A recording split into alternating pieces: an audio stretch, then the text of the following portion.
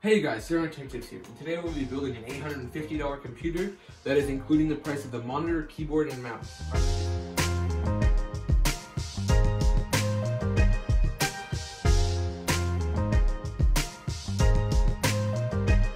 Alright, today we're going to be using a B450 AORS M motherboard by Gigabyte, a Ryzen 5 2600, Corsair Vengeance RGB Pro memory, and an SSD. Let's get started. Alright, this Gigabyte motherboard is the AM4 socket meant for Ryzen processors. The motherboard does support 3rd gen Ryzen, so if you did purchase that, it'll work for you.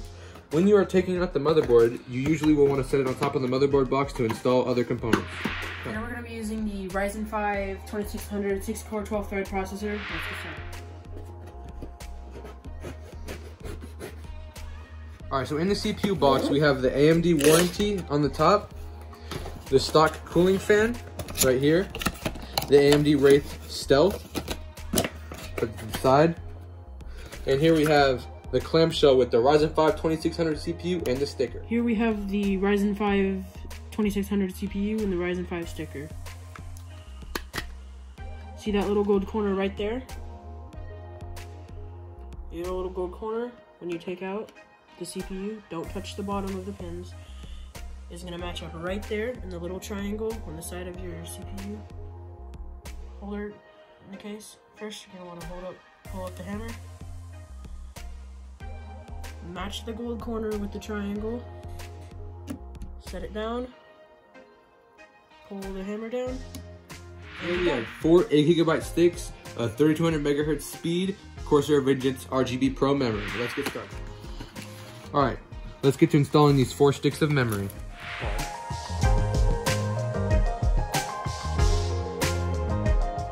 When installing your RAM, you're going to want to push down on the sockets. If you're installing 2 sticks, you want to install it based off your motherboard. You're going to want to install usually in the 2nd and 4th slot, but today we have 4, so we'll just install it in all 4. This thing that kind of sucks about DDR4 is it's more in the middle, but you'll have to align it to see which way it is. It'll install like this. When putting it in, push down until you hear a click, and continue this process for the rest of the RAM. And then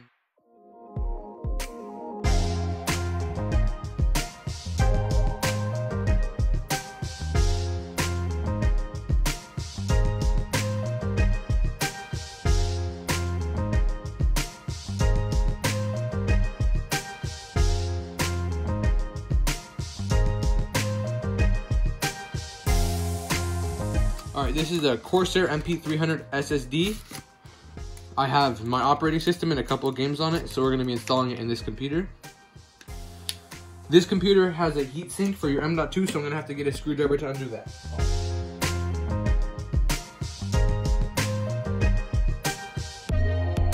Alright, so this is a thermal pad for your M.2 SSD. I'm going to be installing my SSD right. Probably, I think here's where it's going to go. Alright, so in the motherboard box, you're going to have your SATA cables, an AORS logo, an M.2 screw, an M.2 standoff, a driver disc, which no one uses anymore, and your I/O shield. Gigabyte makes amazing I/O shields. I love them. For when installing front panel switches, look for the front panel connector thing in your motherboard's manual, and you want to look for it. Now that I've installed the standoff, which usually you want to do hand tight, which will be found in your motherboard box, install at a 45-degree angle with some light insertion force, and then push down. Let me grab the screw real quick.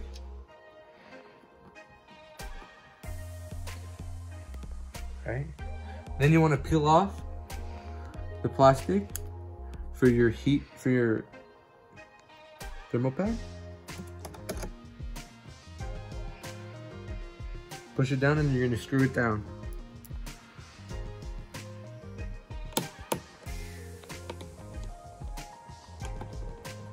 Alright, on the motherboard you have front panel audio, RGB-W, ARGB, you have USB 1, USB 2, USB 3.0, front panel connectors, another ARGB header, system fan header, CPU fan header right here, another system fan header, an LED header, and you have 2 BIOSes. Alright, we're going to be installing the I/O shield for the motherboard. When installing the I/O shield, make sure you click it into place and hear the click from every corner. Once it's all the way clicked in, you grab your motherboard. Make sure when you have your case, some cases may not come with all the standoffs installed. I don't think this one did. Alright, now that I'm installing the motherboard, I had to remove the top fan and the back fan to be able to do it. You want to make sure it fits into the I/O shield good. Make sure everything's out of the way.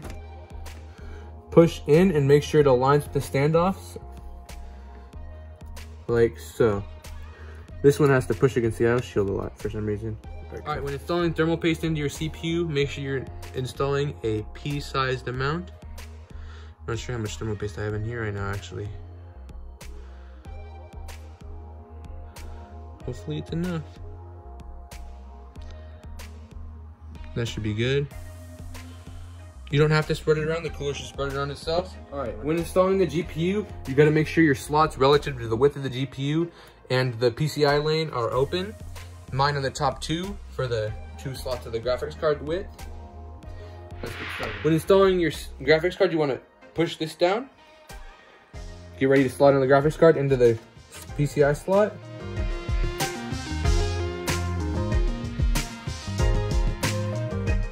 Make sure it's in the slot and push down till you hear a click. For mine, the graphics card doesn't like to seat very well, so I have trouble installing the screen. Alright, let's get a test boot. Can I get a signal? Can I get a signal from the monitor? Gonna boot straight into the BIOS. Actually, we'll go straight to Windows even. Give me a signal. Give me a video signal.